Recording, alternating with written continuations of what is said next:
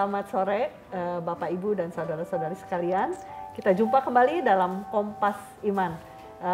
Masih membahas tema mengenai keilahian Kristus ya, yang selalu dipertanyakan oleh orang-orang yang tidak percaya. Ya, kali ini saya ditemani oleh rekan saya, Felix, dan juga narasumber kita, ya, saya Chandra Gunawan. Ya. Baik Pak, kita langsung aja masuk ke dalam pembahasan ya Pak ya. Nah ini kita sering dengar nih Pak, katanya orang-orang tidak percaya itu sering bertanya ya, istilah orang yang mati karena ada yang mencabut nyawa orang tersebut. Wah ini kayaknya ini kebanyakan nonton film horor ya, ada malaikat pencabut nyawa gitu ya Pak. Nah kalau begitu katanya, kalau pada saat Yesus mati itu siapa yang mencabut nyawanya Pak? Iya, betul. Nah ini memang pertanyaan yang kalau kita coba telisik lebih dalam, mungkin orang yang bertanya itu berpikir seperti ini. Kalau Yesus adalah Allah, dia mati, umumnya kalau mati kan nyawanya ada yang mencabut. Nah ini Yesus kan Allah, siapa yang bisa mencabut nyawa Allah? Nah mungkin itu yang membuat orang berpikir apakah yang diajarkan oleh kekristenan dengan kematian Yesus sesuatu yang rasional ataukah tidak? Gitu ya, jangan-jangan mereka berpikir bahwa kita meyakini ini sesuatu yang tidak rasional.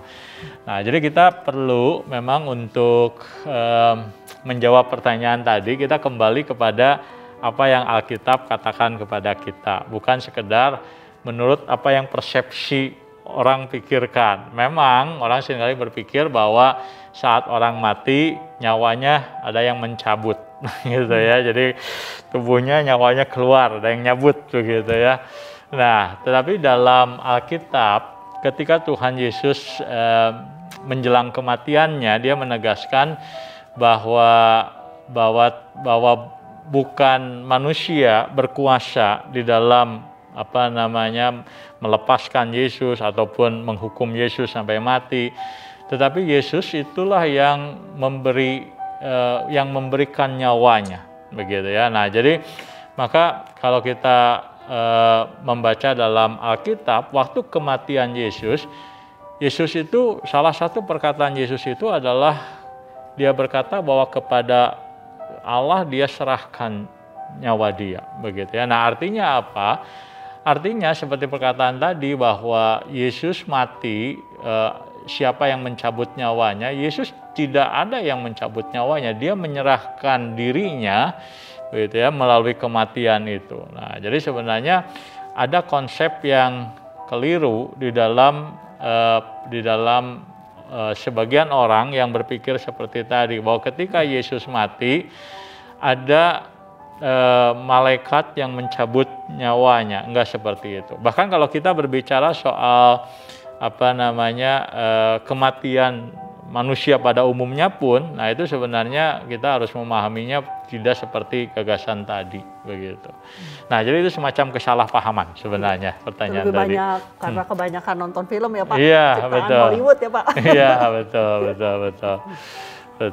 Nah, itu kalau gitu Pak, sebetulnya pertanyaan lebih mendasar lagi, nyawa itu apa itu Pak ya? Kok emang maksudnya apakah beneran kalau orang mati, mati nyawanya atau apa, terus nyawanya kemana? Kalau mati apa beneran dimatiin atau apa, itu nyawa apa itu Pak? Iya, nah ini memang sesuatu yang juga penting gitu ya, karena orang seringkali berpikir bahwa seperti tadi, waktu orang mati nyawanya itu ada yang nyabut ya, ada yang nyabut, kemudian nyawanya bagaimana? Apakah nyawanya mati ataukah nyawanya tetap hidup, tubuhnya mati, nyawanya hidup gitu ya. Kalau dengan Yesus bagaimana? Apa yang terjadi dengan Yesus waktu dia mati? Mungkin nanti kita bisa pikirkan tentang hal itu ya.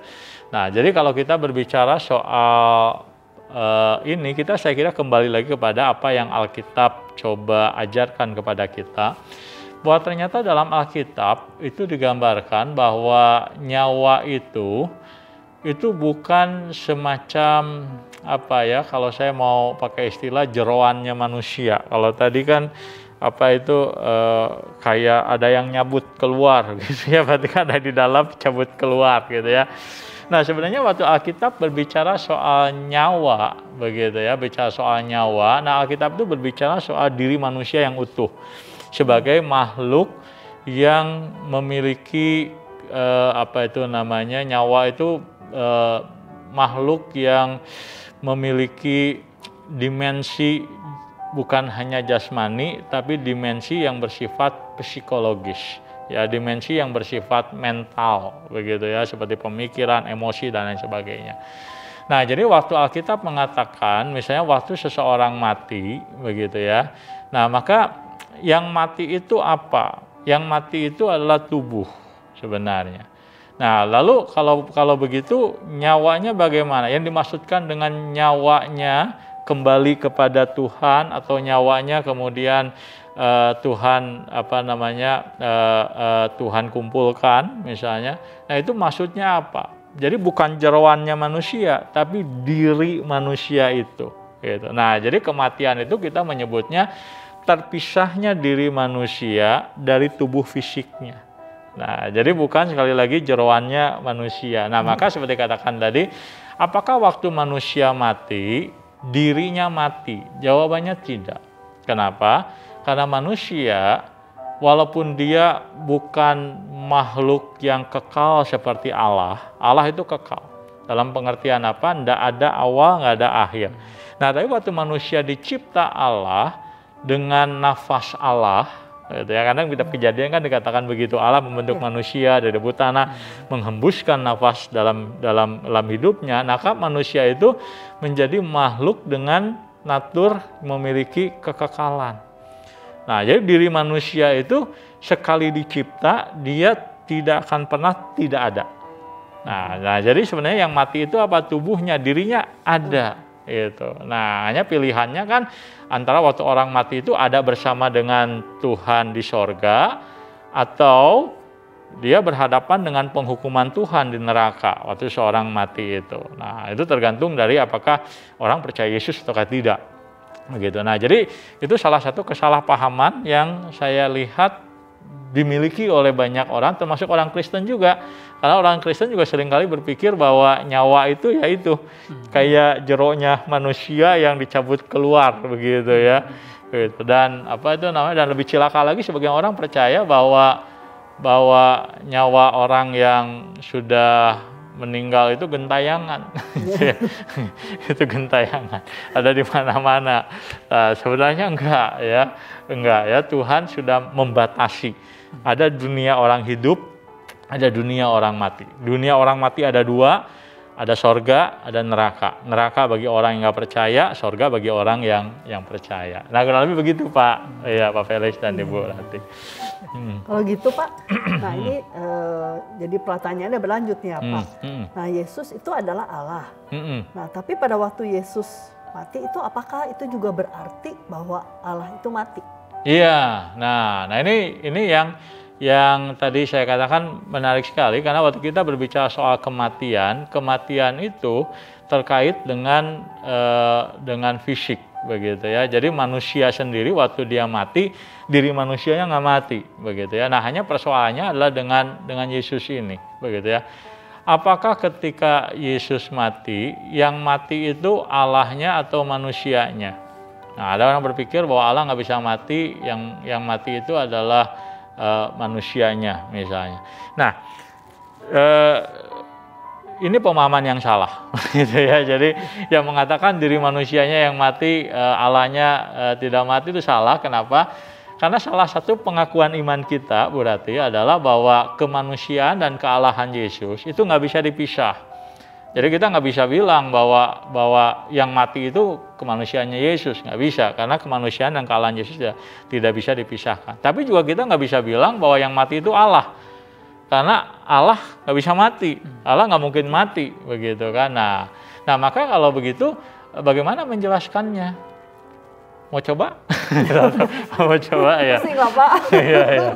Nah, nah, maka menjelaskannya adalah kita harus mengerti terminologi matinya, pengertian matinya di sini. Nah, jadi kebanyakan kita memahami kematian Yesus seperti berhentinya mekanisme tubuh atau berakhirnya eksistensi seseorang begitu. Nah itu, nah kematian yang dibicarakan Alkitab itu menunjuk kepada apa? Menunjuk kepada karya Yesus ketika dia di atas kayu salib untuk menanggung hukuman manusia dari dosa-dosa mereka. Nah jadi kematian dia gitu ya berbeda seperti kayak tubuh yang kalau kita bilang tubuhnya mati, berarti kan tubuhnya nggak bisa apa-apa, diem aja kayak begitu. Nah kita nggak bisa katakan waktu Yesus mati itu dalam pengertian dia diem aja kayak begitu, enggak.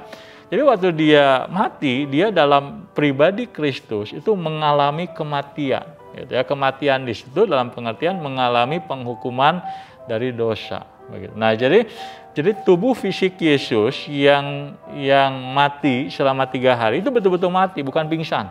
Karena ada orang yang meyakini Yesus nggak mungkin mati, dia pingsan, gitu ya. Atau misalnya dia digantikan sama yang lain. Nah itu mungkin keliru, bukan mungkin keliru, itu keliru pemahamannya. Nah jadi Yesus betul-betul secara fisik mati, tetapi kematian Yesus itu bukan berarti bahwa artinya bahwa hanya fisik Yesus yang mati, tapi dia sebagai anak Allah, dia mengalami kematian, menjalani kematian. Nah, tapi sekali lagi kematian di sini jangan diartikan seperti kematian fisik, tapi menunjuk kepada penghukuman dosa yang dia harus alami, menanggung murka Allah yang dia harus pahami. Nah, jadi yang harus dipahami berbeda bukan bagaimana Allah bisa mati atau bagaimana kemanusiaan Yesus bisa mati, tapi harus dipahami adalah makna kematian yang Yesus alami. Gitu. Nah itu yang berbeda dengan kematian yang kita bicarakan sebelumnya. Nah karena waktu kita membaca Alkitab kan kita tahu kematian ada 3 macam. Ada kematian rohani, ada kematian fisik, ada kematian kekal. Nah waktu Yesus mati, nah dia berbicara soal kematian dia menanggung kematian kekal itu menanggung hukuman dosa gitu. Nah itu sebenarnya yang kita harus bedakan waktu kita bicara soal kematian Yesus begitu Bu. Iya. Nah ini lanjutan dari pertanyaan tadi Pak yang banyak ditanyakan juga yang sebetulnya mungkin kayak nggak penting, ngapain dipikirin gitu ya mungkin. Yeah. Nah pada saat Yesus mati di kayu salib kemudian bangkit pada 3 hari kemudian bangkit. Yeah. Nah selama 3 hari ini Yesus ini ada di mana gitu kan kalau dia tidak benar-benar tidak mati gitu ya sebagai Allah, apakah di dalam kubur terus nungguin sampai waktunya keluar, apakah ada di surga, apakah ada di mana gitu Pak? Iya betul. Dan yang lebih pertanyaan yang menarik lagi, kenapa 3 hari coba? Susah kan jawabnya ya. Kenapa 3 hari, kenapa nggak 4 hari atau 7 hari, kenapa nggak seminggu misalnya gitu ya. Ya ini menarik ya, jadi apa sebenarnya yang Yesus lakukan? Nah, ini ada beberapa jawaban yang pernah diberikan oleh orang Kristen. Pertama, ada yang yakin bahwa Yesus itu ketika dia mati, dia berada di dunia orang mati.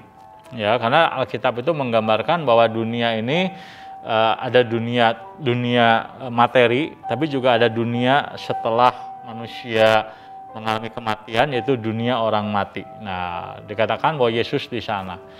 Nah, lalu apa yang Yesus lakukan selama di sana? Nah, memang di dalam surat 1 Petrus, begitu ya, di sana ada sedikit catatan dari Alkitab yang mengatakan bahwa di sana Yesus memberitakan, begitu. Nah, ini ada sedikit terjemahan yang barangkali perlu hati-hati ya. Nah, jadi ada yang menerjemahkan Yesus memberitakan Injil di sana kepada siapa? Kepada orang-orang mati di zaman dahulu yang terpenjara masih di dunia orang mati. Kenapa perlu diberitakan Injil? Karena nggak fair Tuhan menghukum mereka tanpa mendengar Injil. Nah, jadi sebagian orang percaya Yesus waktu mati 3 hari itu dia beritakan Injil tuh kepada orang-orang sebelum Yesus ada, gitu ya, orang-orang terpenjara. Wah pasti gitu ya, gitu. Nah itu keyakinan yang pertama, karena dia menerjemahkan istilah ada istilah itu namanya kerumaso sebagai memberitakan Injil, ya. Nah tapi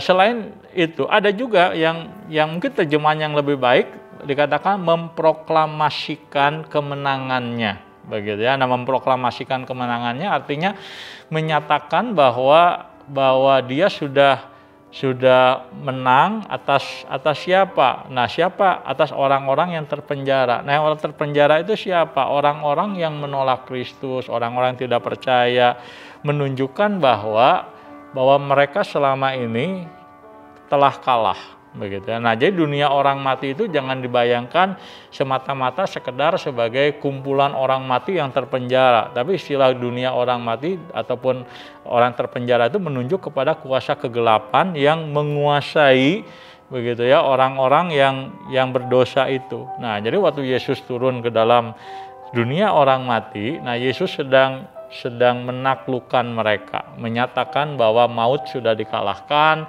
bahwa mereka semua kalah begitu ya, karena kan kekuasaan dari dunia orang mati itu nyampe ke dunia orang hidup gitu. Maksudnya bukan roh jahat masuk ke sini, tapi maksudnya itu bahwa kuasa kegelapan itu masih ada begitu ya ketika Yesus hidup, tapi ketika Yesus mati kuasa kegelapan itu dikalahkan. Nah, ini terjemahan ini lebih baik.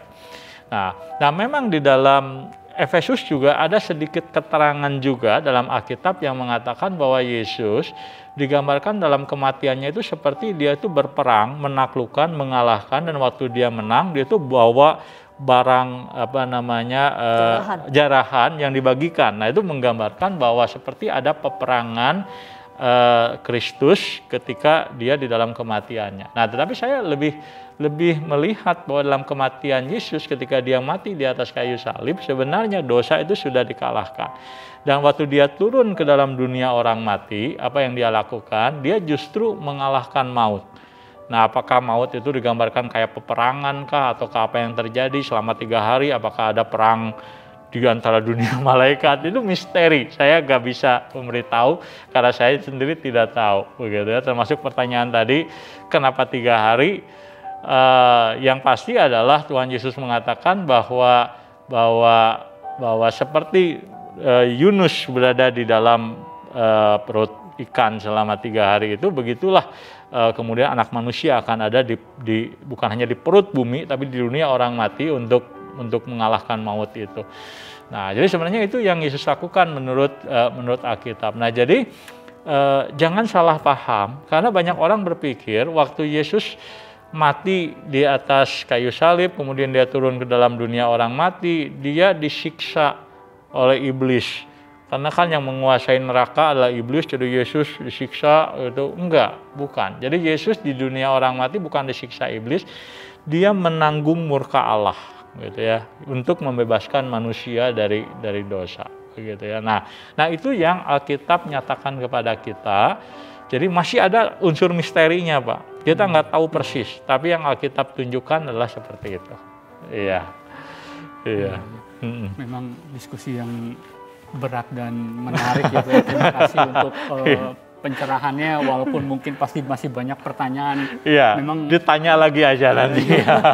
Memang topik yang sangat rumit gitu ya, yang bukan hanya bagi orang-orang yang tidak percaya aja yang mempertanyakan, tapi juga orang-orang percaya mungkin juga pasti sangat mempertanyakan dan belum memahami sepenuhnya, apalagi masih ada misteri-misteri yang tentunya sebagai manusia kita nggak akan memahaminya ya. Iya, betul. Iya, tapi jemaat sekalian, memang bukan berarti karena banyak sekali misteri, banyak sekali yang tidak bisa kita pahami, banyak sekali yang tidak dinyatakan Allah kepada kita, lalu kita berhenti mempelajari firman Tuhan, kita berhenti untuk belajar untuk mengenal Tuhan. Itu tidak berarti begitu, tapi kita harus terus belajar firman Tuhan, kita harus terus memperlengkapi diri kita melalui pembinaan-pembinaan seperti Kompas Iman adakan setiap hari Sabtunya. Oke, demikian Kompas Iman kita pada hari ini, dan juga kita telah menyaksikan setelah 7 minggu kita banyak sekali membahas tentang pertanyaan-pertanyaan yang banyak dipertanyakan tentang kekristenan, tentang iman Kristen, dan tentunya kita akan bisa bertumbuh melalui video-video pembinaan ini. Oke, demikian Kompas Iman kali ini. Terima kasih kepada Pak Chandra dan juga Ibu Rati dan juga Chef Felix. Pamit undur diri, sampai ketemu Kompas Iman berikutnya. Tuhan berkati.